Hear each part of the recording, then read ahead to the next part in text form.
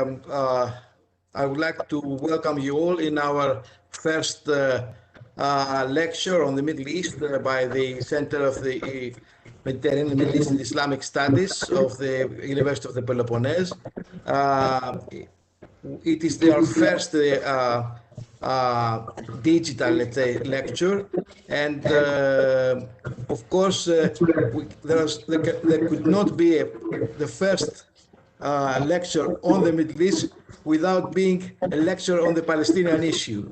And this is, of course, because this is a historical, not only because it's a most prominent conflict in the region, but also because it's a conflict symbol for the whole of the Middle East. And many people say that without a solution and a resolution of the Middle East, of the Palestinian issue, there cannot be lasting and stable peace in the Middle East, and there cannot be even democracy in the Middle East in the wider sense. Actually, today we're very, very happy and honored to have with us Dr. Ahmad Azem, who is a prominent academic in the Birzeit University, and also is active in the political scene of the Palestinian affairs.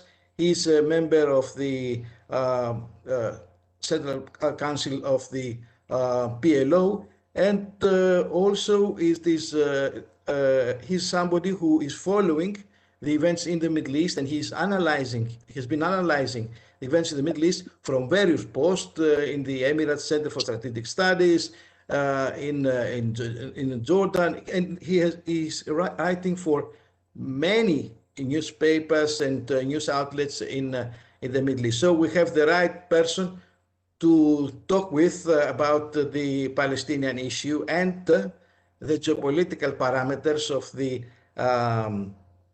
the Palestinian issue in the Middle East. I'm starting with just a few words about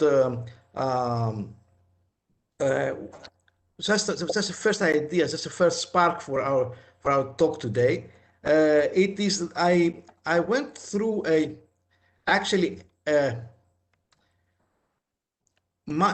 major poll done by Sibli Pelhami from the University of Maryland and Mark Leach from George Washington University in 521 experts on the Middle East, 71% of them based in the United States and the rest somewhere else. And actually the findings were very impressive. A majority of 52% said that the two-state solution was no longer viable, while 42% said it could be achieved, but not within the next decade. Another striking, actually, result of this poll is that 59% of these experts described the status quo in a one-state Israel reality akin to apartheid, and also said that if there's no two-state solution, then 77% of them predicted a one-state reality akin to apartheid in Palestine, Israel. Also, something also striking is that they actually views on the Arab uprisings. Most of them thought that the Arab uprisings, about 46%, that these uprisings had not ended, but were continuing in some form or another. And only 7% of the respondents believe that they had definitely ended. So we are in a very volatile situation, both in terms of the Palestinian issue and in the Arab society. So that's why today's discussion is getting much more interest in not only within the community of the experts, but also in the wider international community. So without further ado, I would like to call now Dr. Azem to actually enlighten us about the situation. Thank you very much. Thank you. Thank you very much, Professor, and thank you for all your team in the University of Peloponnese for all what they did to make this event happening. As you, according to the invitation or the title of the lecture is Regional Balance in the Middle East and the Palestinian Question. According to the invitation, your kind invitation, the invitation that this is a time of multiple and severe challenges to the stability and security in the Middle East, and that the changes in the world system have a critical impact on the region and serious repercussion on the Palestinian-Israeli conflict. So, according to this title and this invitation, I will divide my talk for 3 parts. Speaking about regional challenges and the changes happening, including the Arab Spring that you just mentioned, the world order, the new world order after the new Biden administration, and post-Trump era. And thirdly, maybe the major question of our topic, which is the Palestinian-Israeli conflict. However, I will be touching upon the Palestinian question during my discussion for both the regional and world changes. Actually, when we mention the Middle East, let me differentiate between 2 levels. We have the Arab world, and we have the larger Middle East that include Iran, include Turkey, sometimes Afghanistan, and others. To understand what is happening now in the 2021 in terms of the larger Middle East and in terms of the Arab world in particular, let me start with a few points. The most important thing, or one of the most important things happening now, is what I can call the deepening of the nation-state system. You know, the nation-state system started in the Arab world and in the Middle East in general after the First World War, and it became more viable after the Second World War when the countries got their independence. However, in the Arab world, in the Middle East, the transborder ideas, like Arab nationalism or Islamist movements were very prominent and were actually against the idea of having independent Arab countries. They wanted as a one country. That was very important in terms of understanding the solidarity, the Arab solidarity with Palestinians and with Palestine for many years. But however, now we have this system of nation states that where each country considered itself as a country and as a state and as independent, and the Arab unity project in general is really no more on the table now. It is not really discussed now, starting maybe by the end of, maybe by 1972, 1973, this project really is disappearing and fading. This means that Arab countries and the region is less interested in common causes. So each country has its own national interests. And also, adding to the deepening of the nation-state system, we have another phenomenon that we must watch it carefully. The liberation movement discourse and the post-colonial movement, the post-colonial discourse that were very strong in the 1960s and 1970s during Jamal Abdel Nasser's era, and the Arab nationalism is also disappearing. Now we have again a kind of rational, traditional national interest calculations by decision makers. And this is clarifying, for example, things like normalization, how normalization is happening. Normalization is happening because the idea of Arab solidarity, Arab movement is no more on the table in the same way it used to be in the past.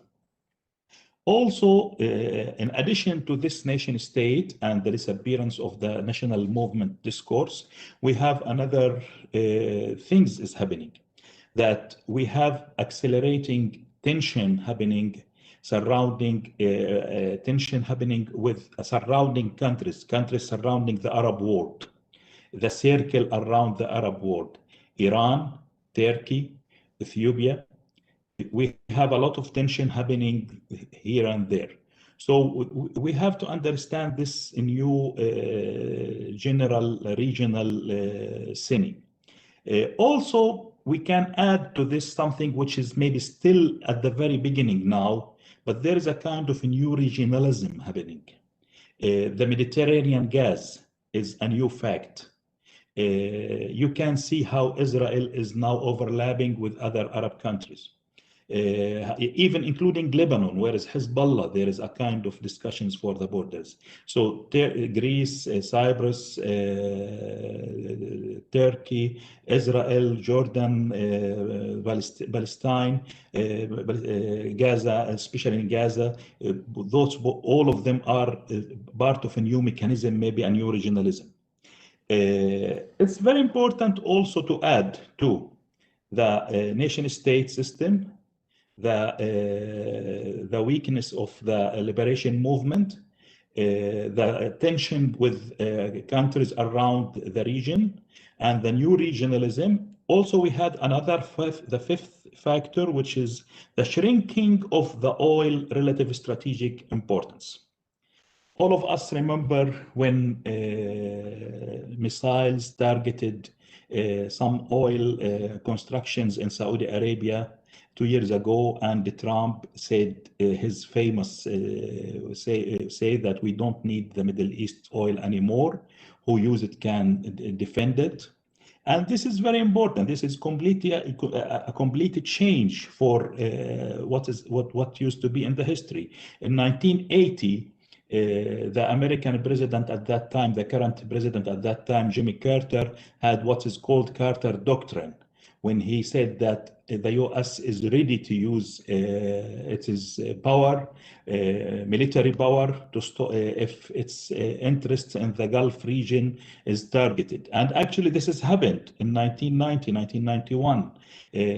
Carter was using this doctrine against Iran, but it was used also against Saddam Hussein in Iraq. So, but what is happening now in the year 2019 and 2020, for the first time in history, the U.S. became a net exporters for oil.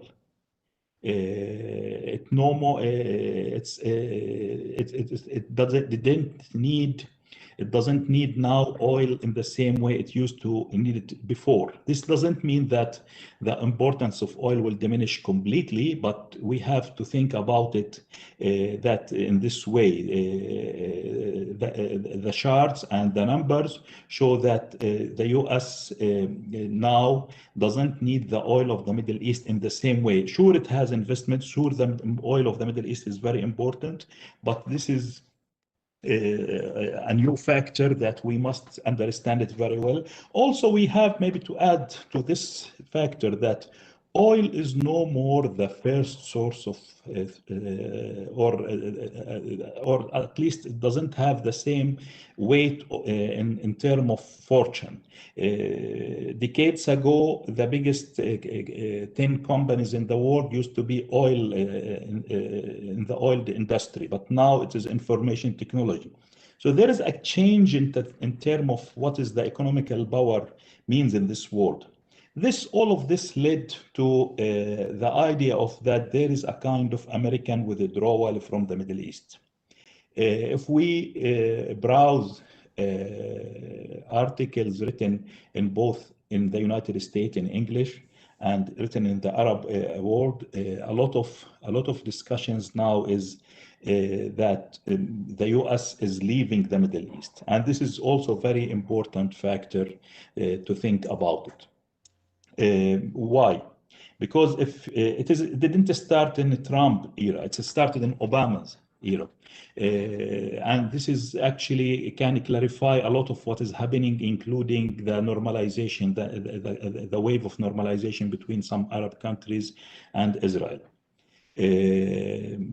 Obama left the Arab uprising, according to some Arab regimes, that they wanted the United States to intervene to stop the Arab uprising, to stop the change of a regime like the Egyptian regime, who used to be is considered as an ally for the United States of America. They wanted them to be part of preserving these Arab regimes. Also, Arab regimes were not happy at all with the deal between the United States and Iran. So, according to this understanding, the United States is leaving the region for many reasons, including that they don't see oil important as it used to be. They didn't play the role when Iran is targeting Gulf oil constructions in the last 2 years. It didn't play, Obama, according to many regimes, didn't play active role, or the role they wanted the United States to play to change the regime in Syria, for example. Also, a lot of changes happening in the Arab world. The Muslim Brotherhoods came to power, and many regimes think that the United States are leaving them. So the United States is not helping in preserving, according to this understanding, is not helping to preserve regimes, is not protecting its allies in the Gulf from attacks coming from Iran and other wars. And so all of this making the idea of that there is an American withdrawal from the Middle East. Now coming to, and all of this, sure, when you are saying that the nation state is very, let me say, is deepening, and when we are saying that there are a lot of changing, this means that there is a less interest in the Palestinian cause. Also, it's important to see how the failure of the Arab Spring. Many people, I can understand the survey you just mentioned, Professor, that the Arab Spring is still in work, is still in the process. But at the same time, it's very important to see that the powers who managed to produce this Arab Spring in the street, the civil society who managed to do this, the social media and the social groups who managed to do this are now not in the Senate at all. They are leaving the whole state. Actually, now we have in the Arab world something which is very important happening, which is the return of the state. I think there is something called, so we have a nation state system is deepening, but also we have something called the return of the state. What is the return of the state? The return of the state, you know, in Francis Fukuyama, several famous idea about the end of history at the early 1990s, and up to 2008, when the financial crisis happening, all the analysis was that the state in general and all over the world is more or less are losing its power. But after 2008, this is completely different. And after the Arab Spring, this is in the Arab world, it is more different. Now we all the social groups who managed to go to the street and change the regimes in the street are not there. Regimes managed to stand up again and to be in power again. Not only this, actually, there is a lot of changes in the Middle East, even including the kind of economical liberalization. For example, until the year 2008, many countries were speaking about privatization of economy as a method of fortune distribution. It was considered that this is something, I know that neoliberalism have a bad reputation, but in many Arab countries, privatizations used to be a kind of giving the people their share of the fortune. This is completely now different. Now all the Arab regimes now, most of them, let me say, including in the GCC countries, in Egypt, and even in Palestine, governments are taking back their role in economy. They are more or less, they are now adopting the idea of capitalism of the state. It is something like the Chinese model, whereas you don't have actually on the ground political, social liberalization, but you have this kind of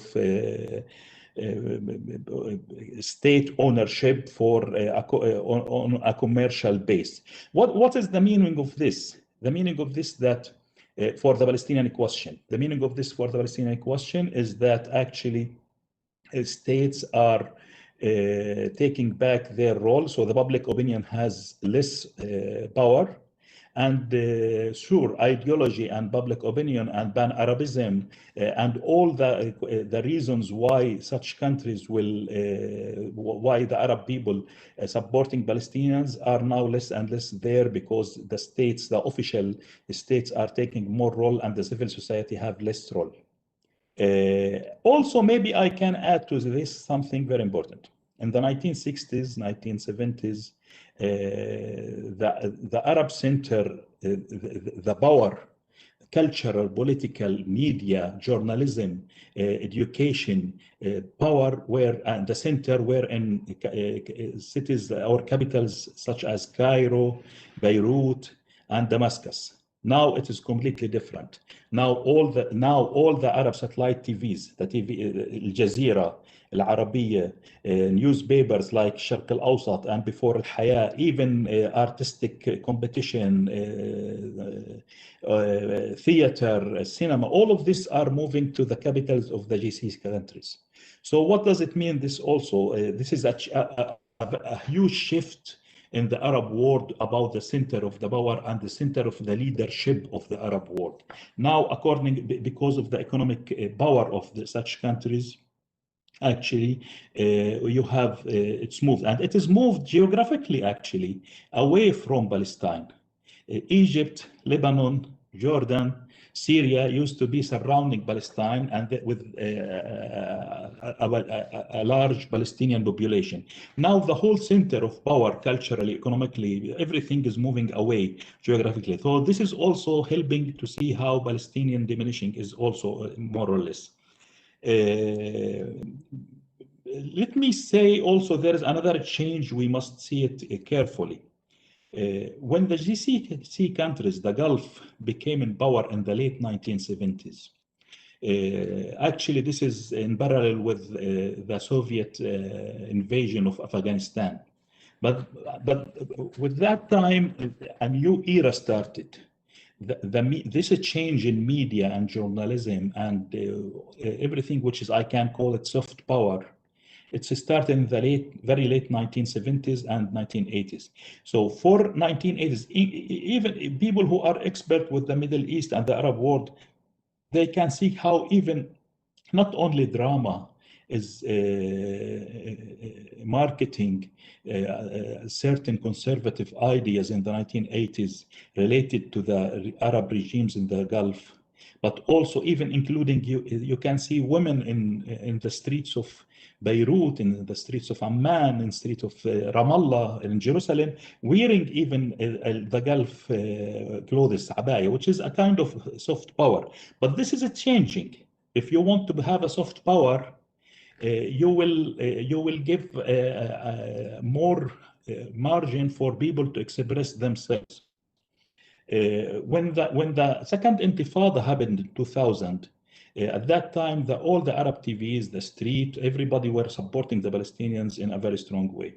What is happening now, even the GCC countries stopped working using the soft power. They are going actually to solid power and to war. You don't need now media and journalism similar to what happened before. Now you are going to the war in Yemen and otherwhere directly. So also this is changing the idea of the priority of the Palestinian question. However, the shift of the center of the cultural, intellectual center, ideological center from the old capitals of Beirut, Damascus, created a kind of vacuum. Therefore, for many years, let me say up to the 2010, 2012, Iran used to be a kind of a model for many Arabs. Iran used to see as a kind of the new post-colonial power. Also Turkey was very popular in the Arab world until that year 2011-12. Now, at the moment, we don't have really an intellectual model. The Arab nationalism of Jamal Abdel Nasser and others is no more there. The Turkish and Iranian people stopped believing in both models because of the many things, including maybe most important is they felt that they are not serious. Also, they are felt that such countries actually have their own problems inside their countries. So all of this led to a kind of less interest in the Palestinian question in the Middle East.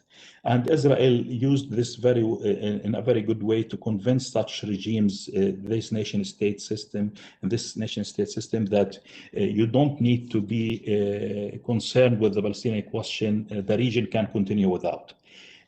Trump came, as I mentioned, Trump came with a policy that's Israel-centric policy.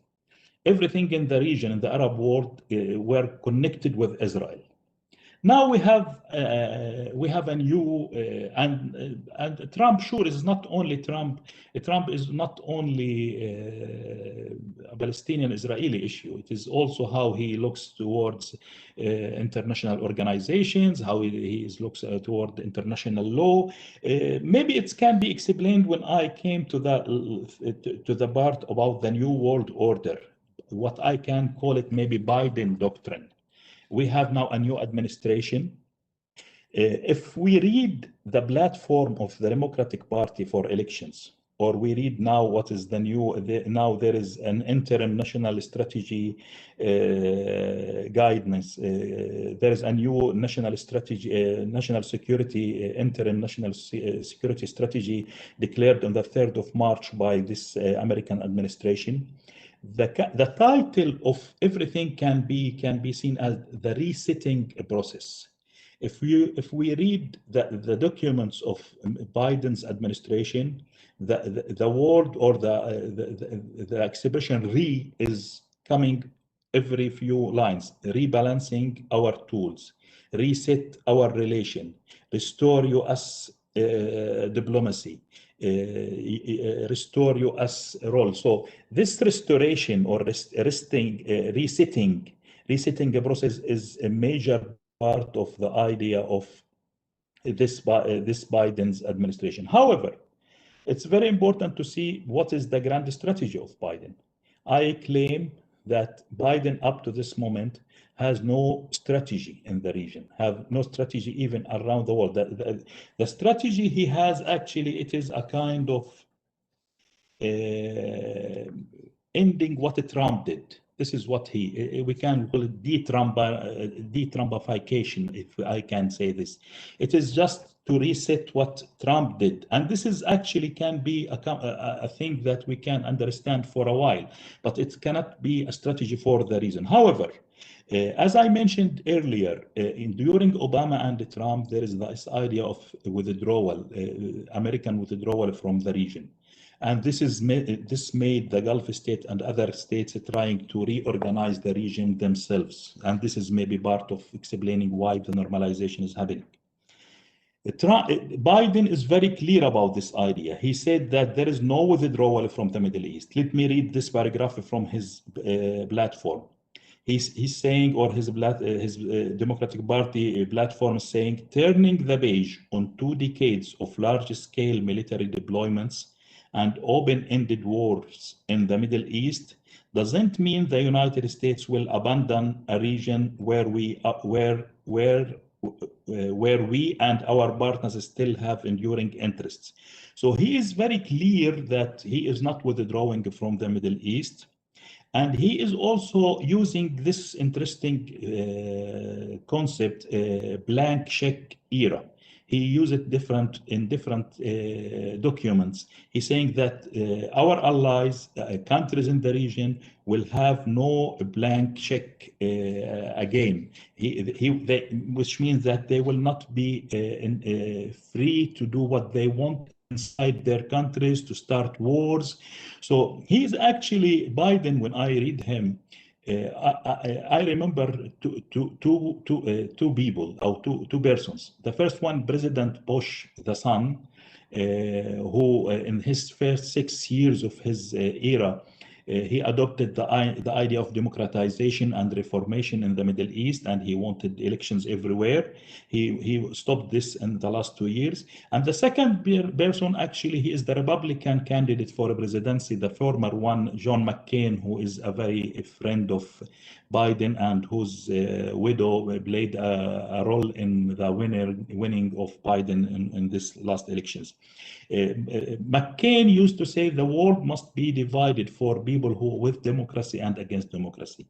What does it mean? This means that while we were while we had almost 10 years of the American policy of withdrawal from the Middle East, gradual withdrawal from the Middle East, and non-interventionalism, now we have a new interventionalism by Biden. He is now wanting all his program is about democracy, spreading democracy. And let me read this another paragraph for you from his documents. He said that initiatives that bring like-minded states and influential non-state actors together in new ways. Our work defending democracy doesn't end at our shores. So he wanted democratization as his main policy, and this means that he will intervene in all the region and all the world for this process. And actually, he's considering this part of confronting both China and Russia. Sure, he is referring to some problems that really there, and populism during Trump was high, and because of COVID-19 now is the return of nationalism.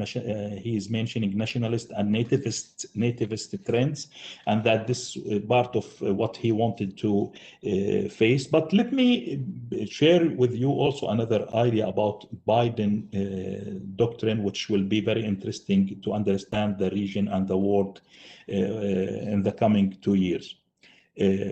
Biden is, when I read his ideas about how to deal with China, it's almost the textbook of George Kennan of 1944, no, not 1945.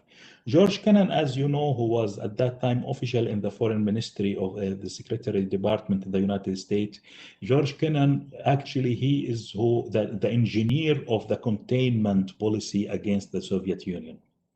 The major points of George Kennan in 1945, which is almost the same adopted by Biden against China now, that we have going in a long-term confrontation. We will not going in a very in a quick one.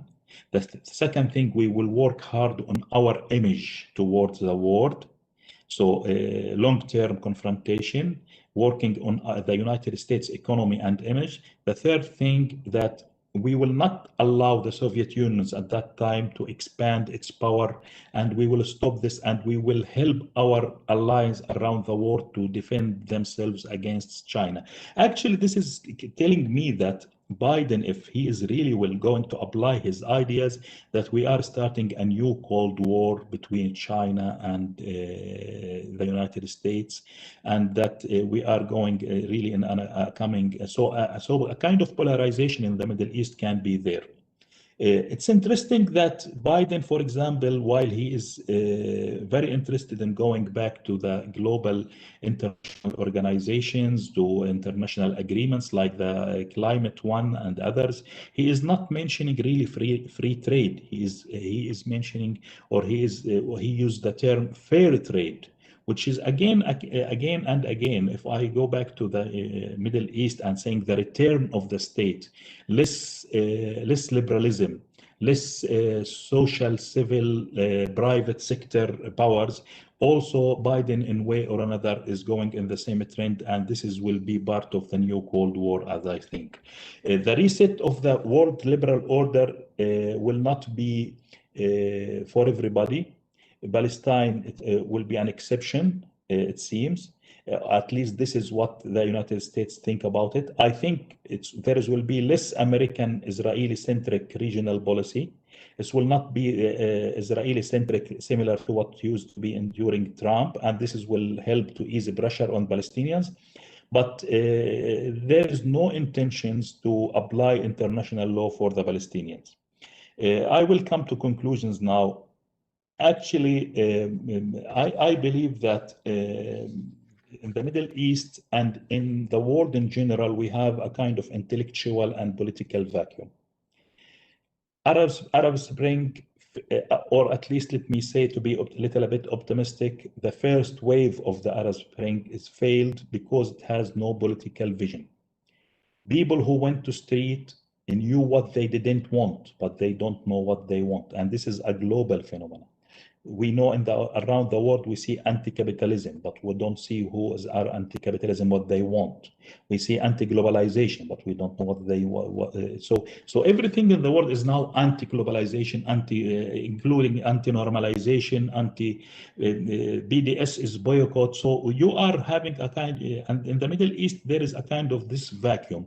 People know what they don't want, but they don't really know or cannot manage to describe what they want. So I think also that this is the first important things to think about it, that we have a kind of ideological intellectual vacuum, and this actually this is not helping the Palestinian question, because liberation movements discourse and post-colonial were very important for the Palestinians. Also, there is a kind of what we call during Bush era, the benevolent hegemony. The idea of that the United States have the right and have the power and should and have the duty of spreading democracy and reformation according to the American values. This is what we are seeing now. But at the same time, there is no regional order. Biden, all what he is asking is, all the policy now we see is to restore the old world order, which is really not functional very well, especially when it comes to the Palestinians. It is now that there is a kind of idea that we will have to change things, go back to the democratization, that regimes should not have a freedom to do whatever they want. But actually, waiting for domestic changes or concentrating on what is happening in each country, especially when it comes to in the Middle East, it is not really helpful. We need in the Middle East a grand strategy. We need a strategy for solving the problems between countries, and at the very center of it, the Palestinian question. Normalization actually will not help to solve the Palestinian problems. Netanyahu, the Israeli prime minister, will wake up every day, or any prime minister, and tomorrow we have Israeli elections, and actually now elections in Israel is no more between left and the right, or between center and left. It is actually between the right and the right, the hardliner and more hardliner. And any prime minister will come if he will continue his policy that we don't have Palestinians, Palestinians don't have partner in Israel actually. But any Israeli prime minister will wake up every morning and he will find the Palestinians there. This is what can solve the conflict. The Palestinians are now in between the river of Jordan and the Mediterranean, are more actually than Palestinian Christians and Muslims are more than Israeli Jews. And this is the demographic facts on the ground. Palestinians will, according to this new era, I think we will have less pressure, because in the last 2-3 years, Palestinians have a kind of a pressure to delegitimize even their discourse, their narrative. The attack is on their textbooks. Why in their textbooks? Because they should not use the word Palestine, because they are not should use the word boycott. The resistance, even peaceful resistance, is want to be legitimized. I think will be less pressure on the Palestinians on this. There will be more venue for public opinion to support Palestinians. But in general, I think the whole region is lacking a strategy. And maybe this is very important for regimes and countries, state governments in Europe, in EU countries, and in the Middle East, to start not waiting Biden to have his, as I mentioned, he has now an interim interim security, national security strategy. We should not wait until he have the permanent one. I think the whole world must participate in forming this strategy, initiatives to solve the problems of the region, the Middle East and elsewhere. I will stop here and will be more than happy to answer any questions during if there is any questions. Thank you very much. It's not flattering, but it has been a long time that I haven't heard such an all-encompassing lecture from the Middle East by a Middle East expert. Thank you very much. Thank you very much for this, and I would like to thank you mostly because I have seen that there are considerable number of students of ours that are attending the lecture. So this was a great lecture, a great lesson for them, for the Middle East.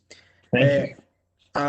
Until they're collecting the questions from the Q&A, I have two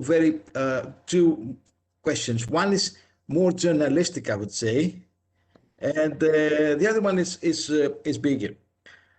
The journalistic is what would you see about the coming Palestinian elections? Okay. There is a talk that there is a need. I'm not in favor of or against. I'm just saying that there's a discussion about the need for a new leadership on the Palestinian side. How do you relate one with another? And again, which are your views on the matter of the Palestinian elections that are coming up? The second is this, that we have seen in the last 2 decades an ascent of a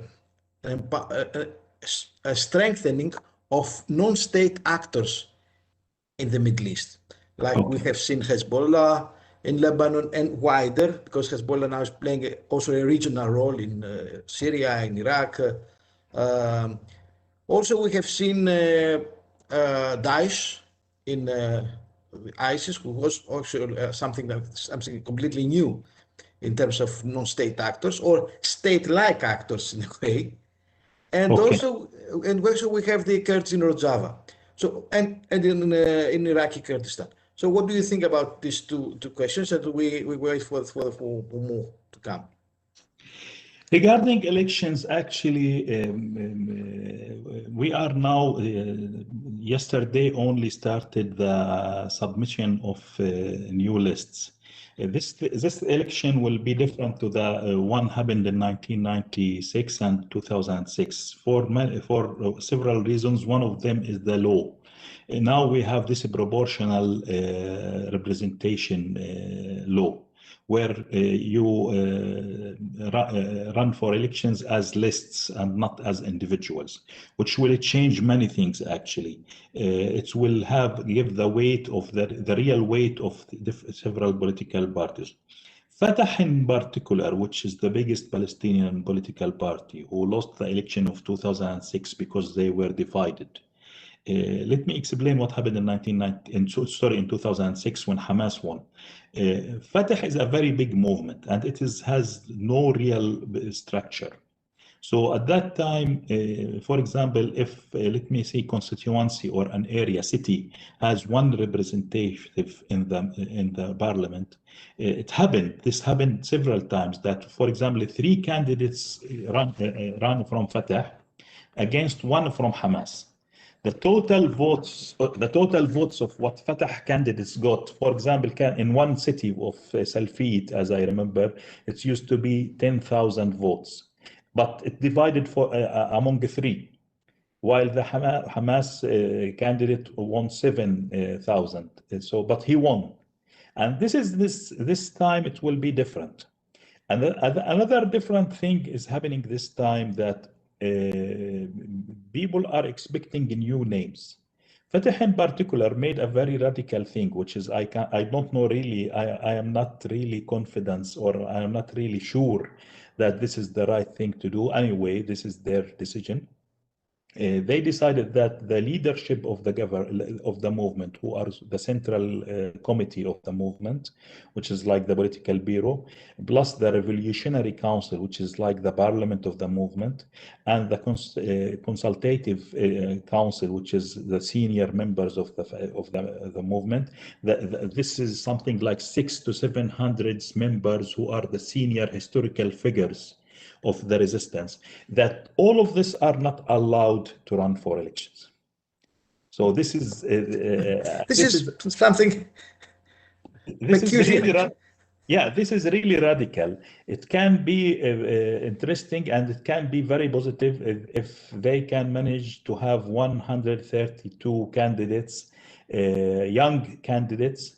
So we will have a kind of something like 132 new, not sure they will not win the seats, but we will have dozens of new names and new faces. So I think in elections in general is a very positive thing to renew leadership, and I think we will have it. In terms of a presidency, this nobody is discussing the presidency now. Everybody wants to finish with legislative council elections in the 22nd of May. The presidency elections were supposed to be 31st of July. So everybody is waiting until finishing the Legislative Council. I think we will have new phases in the Legislative Council. In terms of the non-state actors, I like your expression, the state-like actors.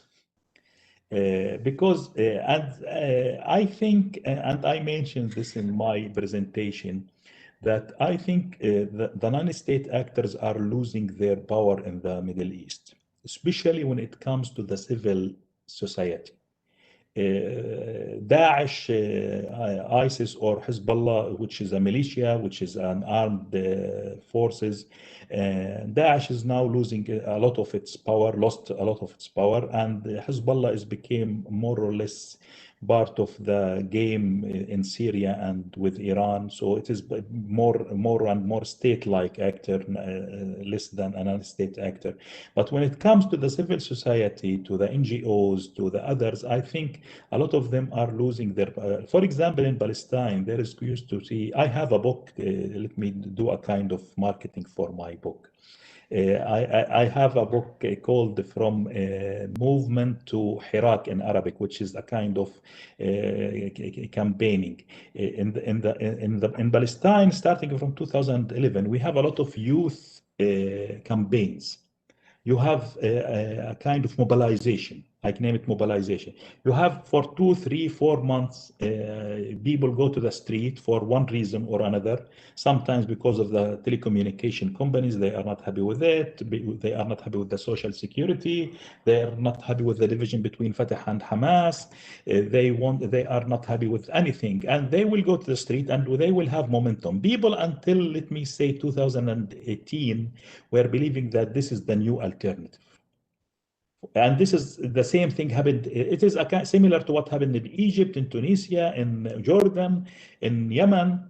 But all of such groups didn't manage to continue because they don't have leadership.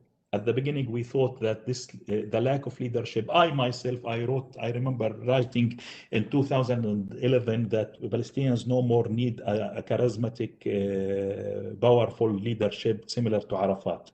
That this is the era of leadership is finished. Now we have a kind of collective era. And now the social media can be a decision-making process.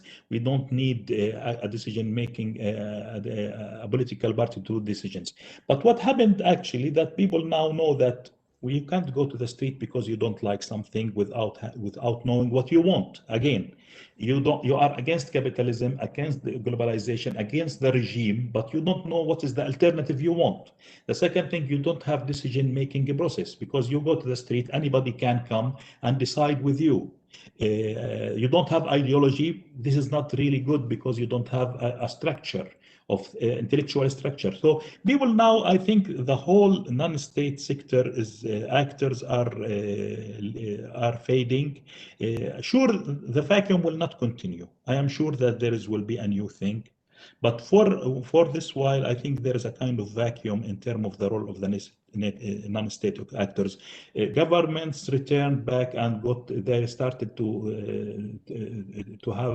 control economy, to control social media. Now, social media, 5 years ago, it was the magic word. Now it is the big data.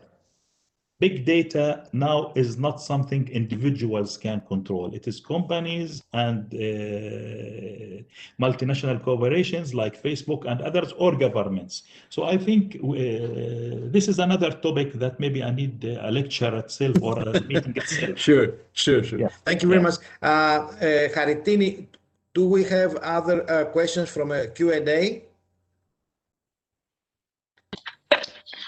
Yes, we have a couple of questions from the Q&A, but first, I think that some of our panelists want to ask Dr. Azem some questions. Okay. Please. So Who? First is Zakia Akra. Okay, Zakia, you have the floor. Hello, can you hear me? Yes, we can hear you. Yes. Dr. Azem, Yes. thank you very much for your lecture. I'm sure everybody enjoyed it as much as I did. I would like to ask you regarding the foreign policy perspective of the new leadership that might come out. I mean, we have the elections, and there are various perspectives of who will be leading the country. And of course, as you said, there are new dynamics within the country that have to do with the domestic need for revival of leadership. However, the foreign policy, do you think that will have any impact, or do you think it will continue on the same line? And in relation to that, I would also like to ask you whether, I mean, you mentioned normalization as a no-go to solving the impasse of the Palestinian question in its popularity, or as it being endorsed further in the region. However, what would you suggest? What other ways are there, like on a foreign policy level, that would make the Palestinian foreign policy better in terms of gaining more, not only on more friends and solidarity on a state level rather than on a popular level? Right. Now, before you answer me, we can take one more question, and then you can answer it all together. Who else from the panel would like to make a question? No, it was just Zakia. So okay, so you can answer Zakia's question. Yeah. Okay, thank you, Zakia. Actually, in terms of foreign policy and the new leadership, I think more and more Palestinian political groups, including Hamas and other groups, became closer to each other in terms of their vision for what is the political program or platform for the Palestinian leadership.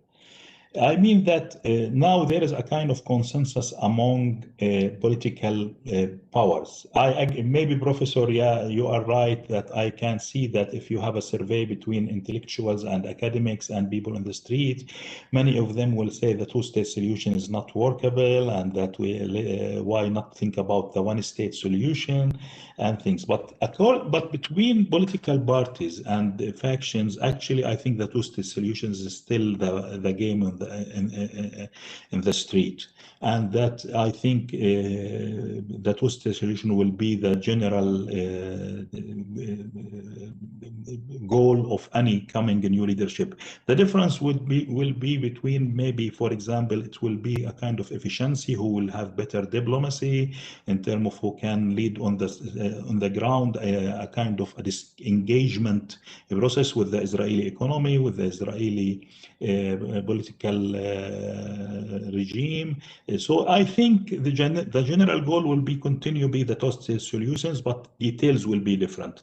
Normalization will not solve the problem, yes, because actually the very major idea of the Israeli normalization, or the major idea in Israel about normalization, that the region can advance, the region can continue, the region can be without solving the Palestinian problem.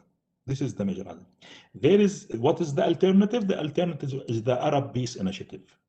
The Arab League, the 20 countries of the Arab League decided in 2002 that they have offering Israel full normalization in exchange for ending the occupation of lands occupied in 1967. All the international law, including the all the countries, including the United States, consider this land is occupied. Nobody around the world, actually, this Trump administration tried to change this logic, but now it's coming back. This is occupied territories according to everybody in the world, according to international law. The idea of the Arab League and this initiative, that normalization in exchange for ending the occupation, this is what can help. Otherwise, what are saying now that we are sending a message that Palestine is not important. No, the 15 million or 13 million Palestinians, half of them refugees, half of them are outside Palestine, half of them are inside Palestine, are the reality on the ground who will continue to be there. So I think without solving the problem of the occupation, ending the occupation and the refugees, we will not have, the Palestinian cause will not be solved. And as I mentioned, there is now a kind of vacuum politically, intellectually, but this will not continue forever. Your voice, Professor. You are muted, I think. Right, Haritini, let's go on with the questions from the audience. Okay, so I will be asking you 2 questions at a time. So we will. So you will be able to answer as you would like. So the first question is: has the role of political Islam, the political role of Islam, has changed recently and compared to 10 years ago?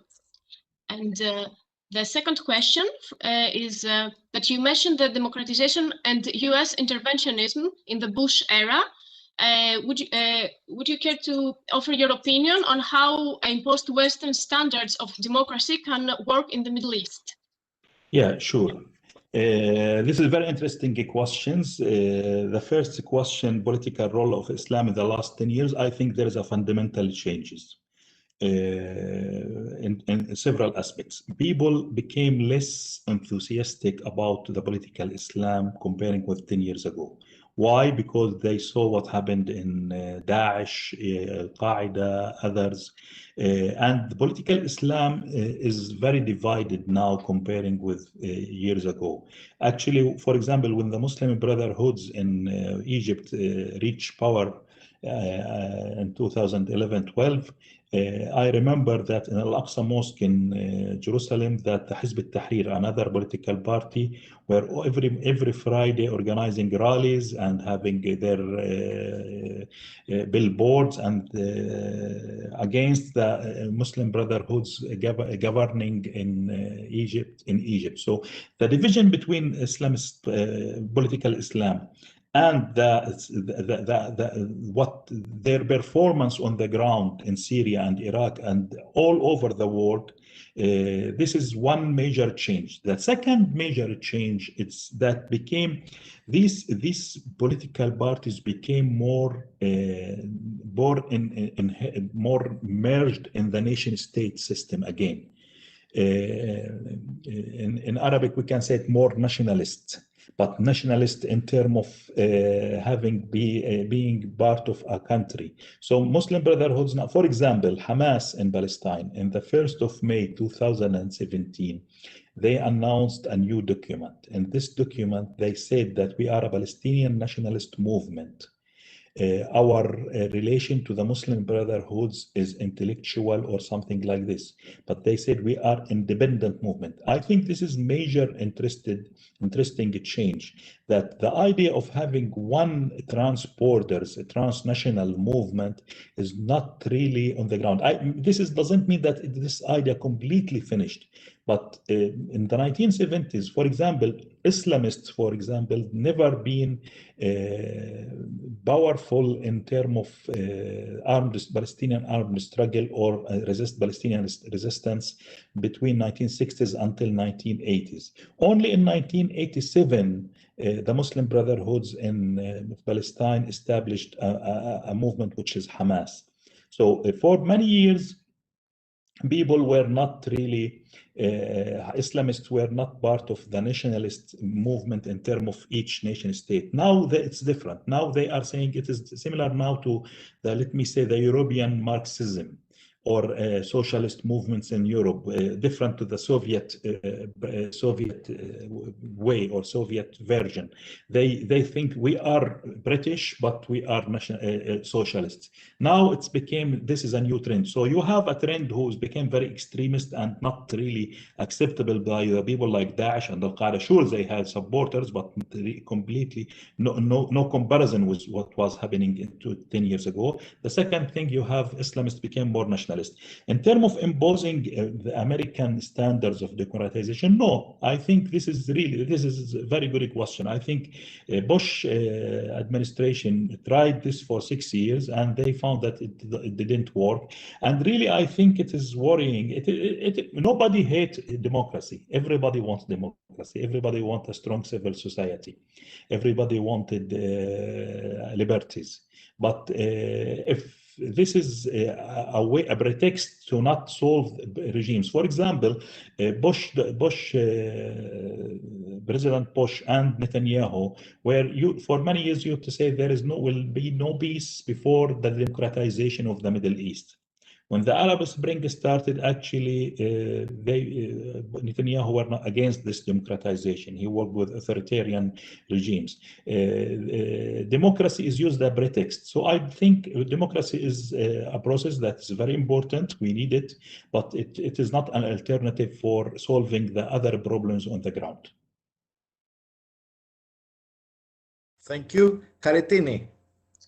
Yes, so our next two questions. First of all, do you think that the series of normalization agreements are likely to continue in the future? And the next one is that about Christians, as well as the majority of the population in the region, have seen radical changes in the last few years. Do you think that the new regional balance that is emerging could help alleviate the difficult situations they are facing? Yeah, in terms of the first question, as I mentioned, I think peace happened between the parties of conflicts. So the parties of the conflicts in Palestine are more or less the Palestinians and maybe more connected with the countries around Palestine. So it is Israeli and Palestine. It is occupation. Normalization between countries who has no war between them will not be that much helpful for solving the conflict. But also, I don't think a major part of normalization coming from, at least in some countries, because of the American pressure. So I think this will not be the case now. Normalization didn't work with Egypt, didn't work with Jordan. Public opinions there, and the conflict is there, and the occupation is there. So I don't think it will be really working.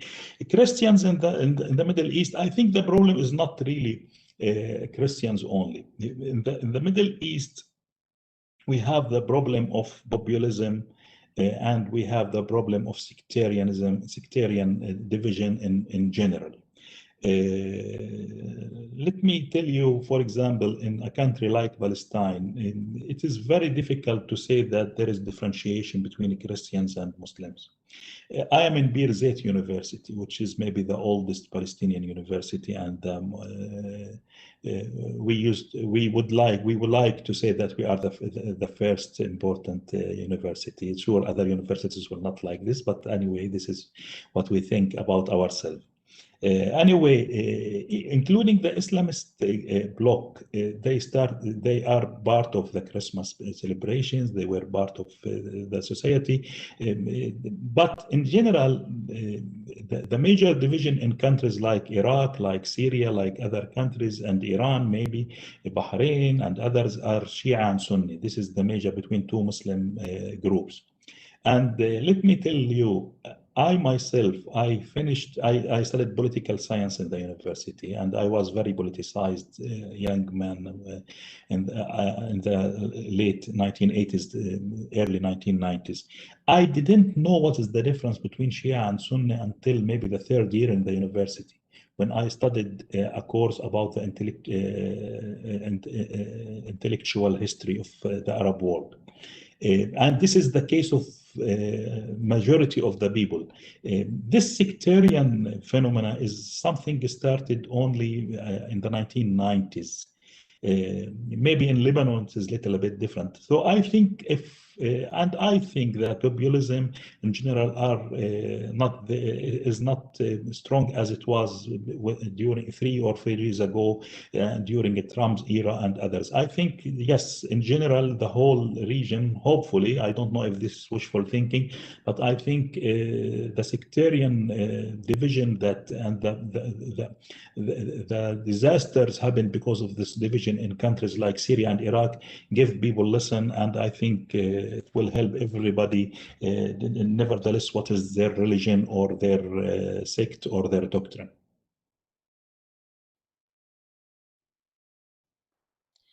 And I think the last 2 questions, if there are any. 3 questions. Okay, make it all of them, and we will close with them.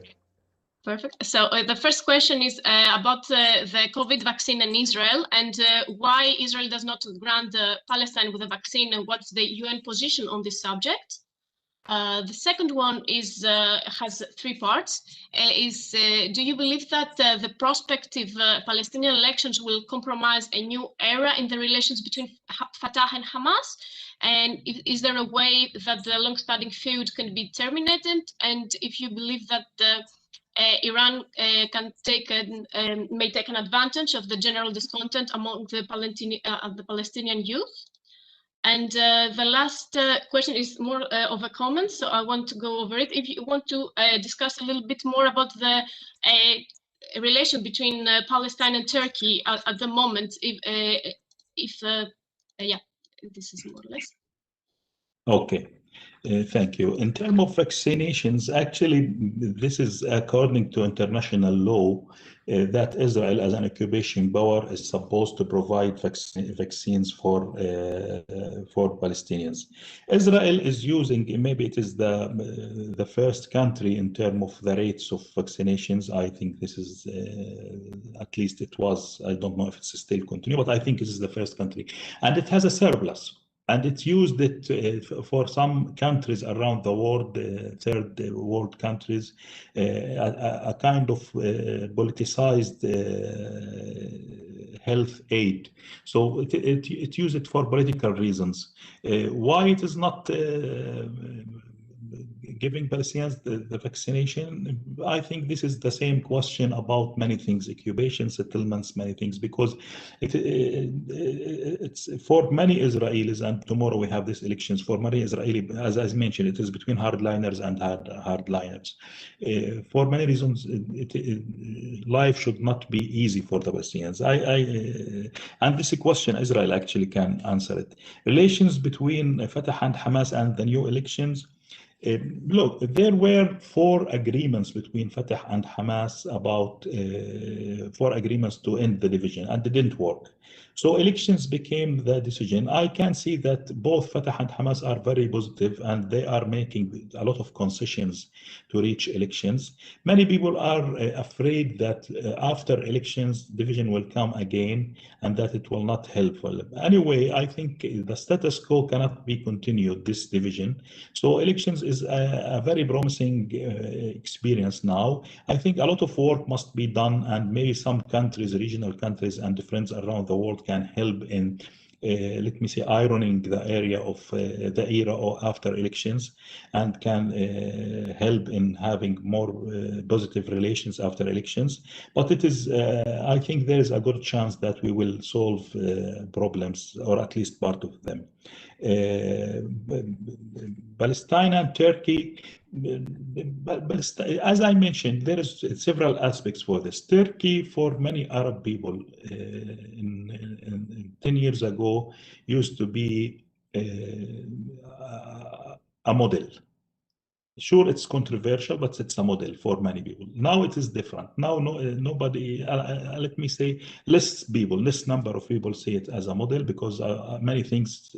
Turkey used to have a kind of what my students, at least 5 years ago, it was one of their favorite topics in doing papers and research, that Turkey has a zero problem policy with the Middle East and the Arab world. This is no more the case. So it is different now. But Turkey is providing support for Palestinians in many places like the United Nations and other. And this is realistically, this is no leadership can ignore this.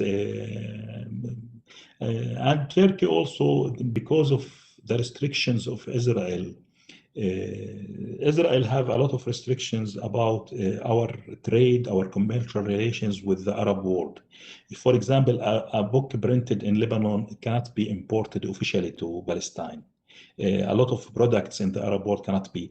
Turkey is one of the close countries that you can import from it, because it has relations with Israel. So there is a kind of complex situation.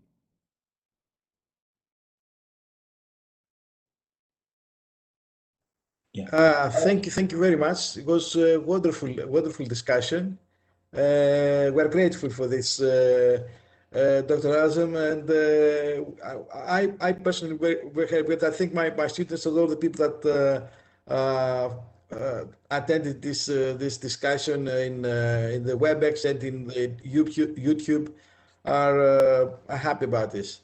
And thank you very much. And actually, I just remembered something. Last year in April, we were supposed, me and my wife were supposed to come to Greece. And we postponed our ticket for this April. But I think because of coronavirus, we have to postpone it for next year. You are muted, Professor. Professor, no voice. You're most welcome. And if you are here in next spring, we will have you live in a lecture.